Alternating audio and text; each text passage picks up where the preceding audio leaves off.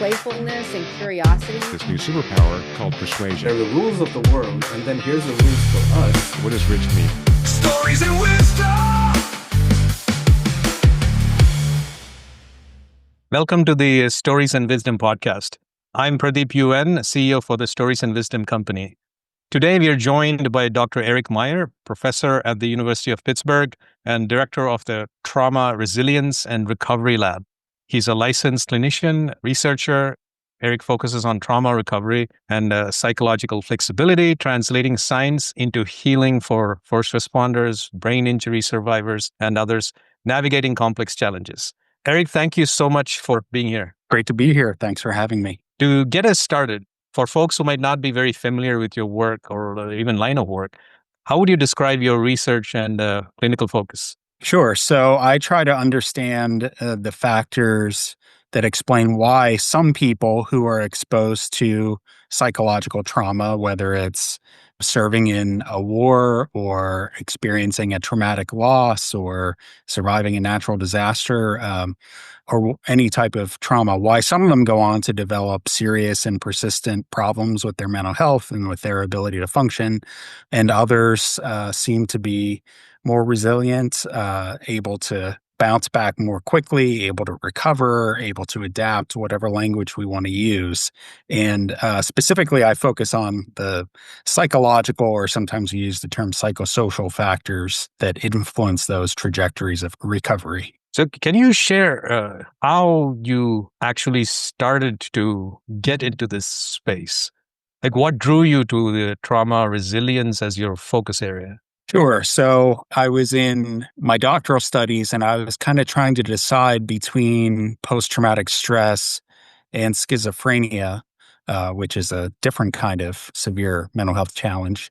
And then 9/11 happened, 9/11/2001, the terrorist attacks. And, I was at a university in New York where the large majority of students were from New York City. And there was a huge need for disaster, emergency mental health response, kind of like grief counseling on the spot at the university. And so they brought folks from the psychology department in, even trainees like myself. And so that was my first taste of real acute, raw grief trauma response. And then from there, of course, post-traumatic stress was front page news. What was the effect on the emergency responders in New York and at the Pentagon? And that, of course, triggered the longest wars in U.S. history. And now we're talking about post-traumatic stress in military personnel and veterans. And so it felt like very significant work, and that really kind of deciding between these two career paths. And I think that historical event and kind of my getting swept up in it tipped me in that direction. Great. Our next part, and we've already kind of gone here, is called memoir moment.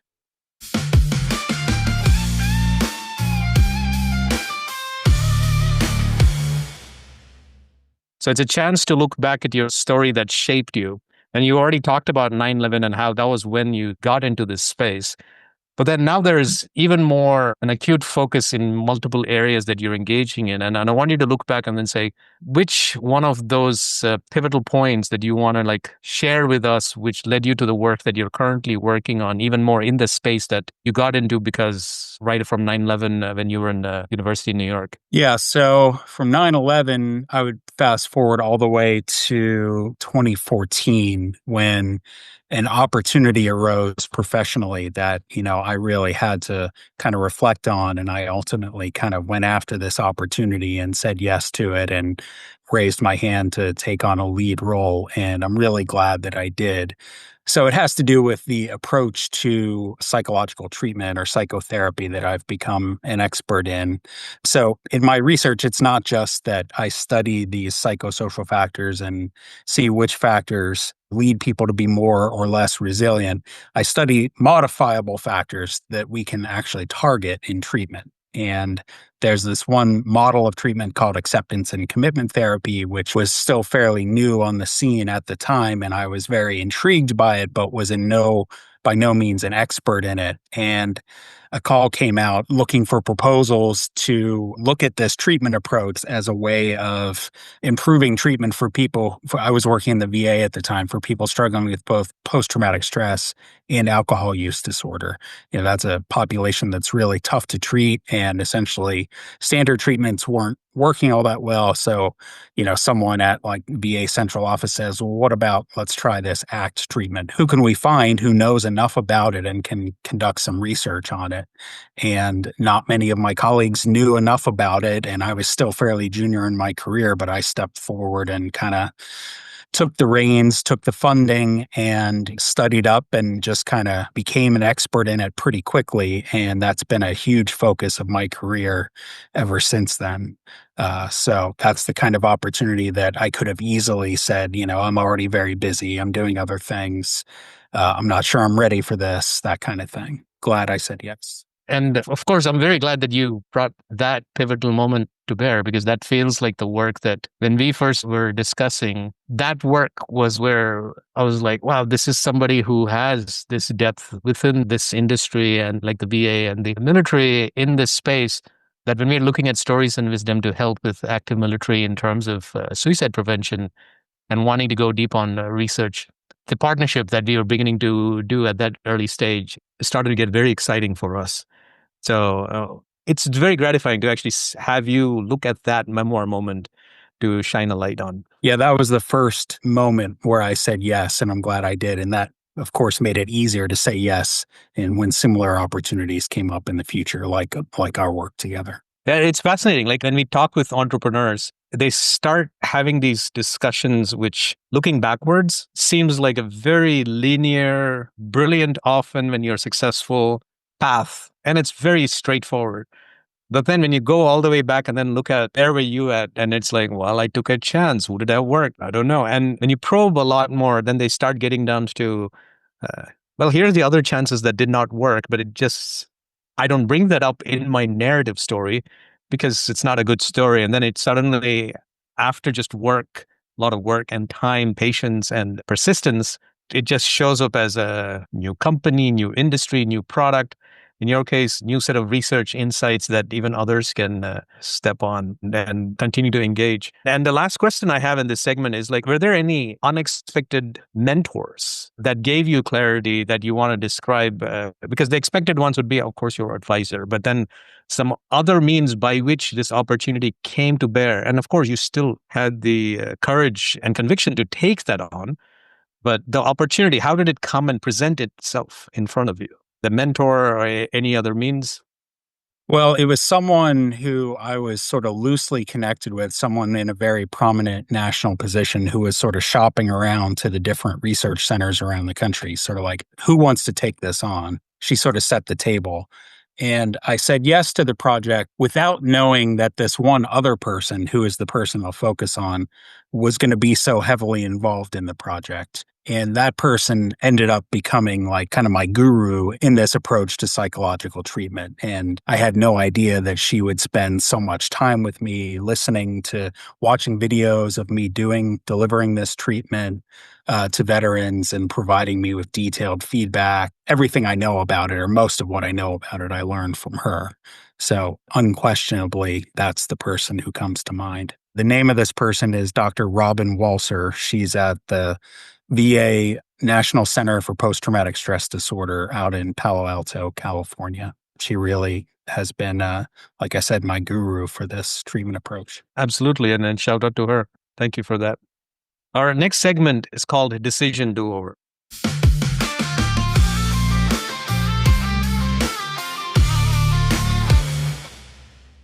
So, Eric, looking back, is there a decision that you might want to share that you'd approach differently now? Yeah, there is. I took on a leadership role in a professional organization at a time in my career when I was really too busy to be doing it. And I'm usually really good at listening to my gut. And in that case, I failed to do so. I had a sense that I couldn't devote enough time and attention to it. And indeed, I was correct. And I don't think I did a good job in the role. And, it's staying attuned to your gut when you've got different contingencies and different demands and different boxes to tick in your career ladder is a challenging task. And that's probably the one example where I don't think I fulfilled my end of the bargain. If you were going back in time, then which choice would you actually take and then do in that space? I would have declined the role at that time. I would have made a plan for a better time down the road when I could have given the role the attention that it deserved. Okay. Let's go to the section called Vision Venture.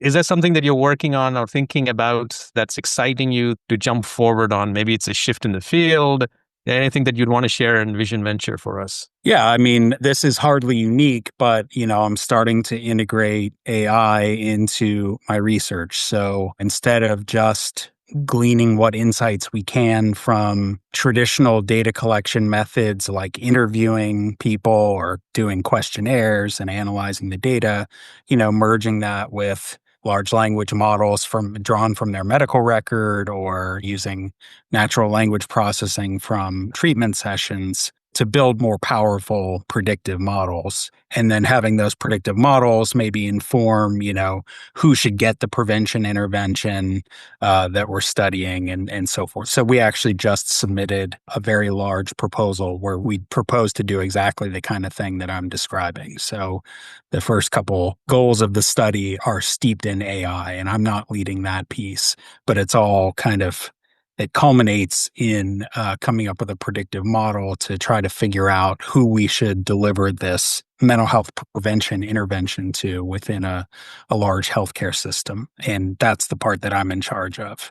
So saying yes to partnering with folks who do AI is a bit of a leap for me. I'm not someone who is naturally inclined toward chasing the latest methodological innovation. I've got the same trepidation around AI that many people have for the obvious reasons. Yet, as a scientist, you can't stay in the position of saying no to innovation and unquestionably a more powerful method. So I'm excited about it, having to somewhat separate my own personal feelings about how AI is being applied writ large or how it could be misapplied, I guess. Can you talk us through a successful use case that you see happening? Like, should this work that you're engaging on come to fruition, what would that mean for an end customer? Like, not the healthcare provider, but then the person or the caregiver and the person who's getting care. How would that show up? So we're still new enough in this that I don't know that I have an example of how it's been demonstrated to improve care. Like those results were kind of just on the cusp of seeing those in my field. But I can tell you the intermediate step that my colleagues at the School of Pharmacy here at the university came up with, they're the ones who did this large language model work. And they're already able to identify people with one mental health diagnosis who are at risk of developing a second mental health diagnosis. And this is a huge problem in our field. Very few people just have one. If you have one mental health diagnosis, there's a very good chance you're going to have multiple diagnoses. The more diagnoses you have, the harder it is to treat the person and the more impairment they're going to experience. So it's not pure prevention per se. We're not catching people who don't have any mental health challenges, but it's catching them earlier in the progression towards greater complexity and chronicity, comorbidity. And they've already demonstrated they're able to identify these folks who are at risk. So now this next project that we just designed is to now design interventions around this knowledge. Fantastic. Do you see any help in the interventions as well? Now you're talking about like early detection and also multiple detection at a faster rate. But then do you also see some applications in the programs that you're going to be actually administering or recommending? I've not integrated AI into the delivery of psychosocial treatments yet. That's just not something that I've taken on yet. And that's really kind of a sensitive subject. The chatbots are going to come and take our jobs as mental health professionals. That's not necessarily why I haven't done it. I just haven't seen a need to do it yet. The use case that we're looking at in this study is to have the predictive model select the medication that is most likely to prevent the development of a second or third mental health condition. So it's letting the model guide treatment selection of a drug. Got it. That's super exciting. AI is transforming a whole lot of fields, whether we like it or not. And there's already a huge wake in terms of the transformation that it's hitting. But there's also significant level of effectiveness and efficiency that it is adding that's unquestionable as well. So it's really exciting to hear the kind of research impact that you're looking forward to, even though this is not your first immediate instinct to lean towards new tech, given your fields. I can totally see how this is a hard thing that you're embracing, and I wish you the best there. Thank you. The other example that I'll throw at you is another proposal that we have under review, and it's in suicide prevention, which is an area that you and I are working in. So DARPA, which is kind of like the cutting edge technical wing of Department of Defense research, specifically asked for academic industry partnerships, a small business proposal, to develop an AI that would help with staffing suicide crisis hotlines for military personnel and veterans who call the crisis hotline in a suicide crisis. So the people who staff those hotlines, there's a ton of burnout and job turnover in those jobs. You can imagine that's a very stressful job. So what we proposed to do, my colleagues and I, was to propose a co-pilot model where the large language model was helping with the prediction and making the appropriate treatment recommendations in response to what it was hearing in terms of level of risk, not taking over the duty of the person staffing the line, but giving that person kind of the increased confidence that, oh, I'm not missing something here. I can kind of confer with this AI colleague, if you will, and take some of the burden off of myself to be the sole decision maker. And I've got this person's life in my hands, so to speak. So for me, that's an interesting use case because, yes, it's an application of technology, but it's to kind of help save the stress and wear and tear on the provider. The way you described it is significantly deeper with a very sharp focus in the use case. Then it's very focused in a domain use case of it. And I can totally see that happening because you want to enable these specialists to be able to increase their span of influence, but time is their constraint. And also in some cases, even the way their time goes to the commercial nature of it, like you only have so many time slices that has to be equal across multiple people. Whereas with digital, can you actually double that, triple that without reducing your efficacy, so to speak? I don't know the answers to that, but then these seems like questions to ask in the AI-influenced transformation that's happening across industries. So really exciting. It's a really exciting space. Scary too, but exciting nevertheless. Our next segment, Eric, is Puzzle Point.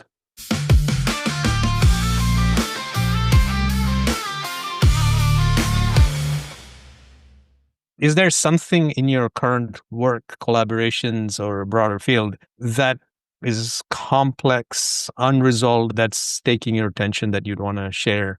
Probably the thing that's challenging me the most right now is I have to decide what my next grant proposal is going to be. I spend part of my time working for the U.S. Department of Veterans Affairs, and that is a very specific healthcare system with specific priorities and a specific infrastructure and a way of doing things. And because there is all that specialization that is already in place, it can be challenging to decide how to fit new innovation into that. So just bringing new knowledge to a system like that is typically not good enough. It's got to be new knowledge that you can then fit into their existing infrastructure. And so I'm having to kind of decide between multiple potential ideas and figuring out, okay, am I sacrificing the importance of the knowledge in order to prioritize feasibility and to make it fit within the healthcare system? But it's really not that substantive of a step forward knowledge wise. Or what's the point of going for the more substantive step forward knowledge wise if it's never going to be practical and feasible within the existing healthcare system? So that's the kind of the trade-offs and the pros and cons that I'm currently wrestling with. And what's the time frame with which you're going to be resolving this, or are you looking forward to solving this? Next couple of months. A couple of months. So I think my process will be just a lot of, I mean, it's kind of what I always do and what you're trained to do, which is just talk to a lot of people and gather enough information, but not too much information because that's overwhelming. And then, you just have to make the best decision you can and know that no matter what you choose, there's just the odds are you're not going to be successful the first time you propose. You write a new grant proposal anyway. So, that used to be daunting to me. And now it's almost freeing. It's sort of like baseball player knows that they're not going to get a hit most times. So, it takes the sting away a little bit if you don't get funded. So then you just have to keep trying. Yeah, I think that right there is the big essence in a lot of things that we do. We just have to keep trying and not get bogged down by an initial impediment. That's just feedback that you can take on and then keep trying. So it's a great way to end that segment. Our next segment is called Game Break.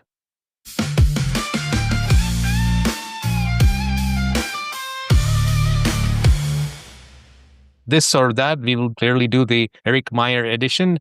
So first one, theory or practice? That's a tough one. Practice. Okay. Clinic or classroom? That's another tough one. I try to blend them as often as possible. Clinic. Again, this is part of this segment consistently where I introduce our showrunner, Sneh Shah. She's going into second year at business school at Carnegie Mellon, the Tepper School of Business. And she does focused research or online stalking, whichever you're comfortable with, on our guests. And often they go with like, this is hard. Whereas for somebody else, like you go like classroom or clinic. I'm going to the classroom every single day. But for our guests, she comes up with these choices where it is really hard for them to choose because they often blend both or it is hard to choose.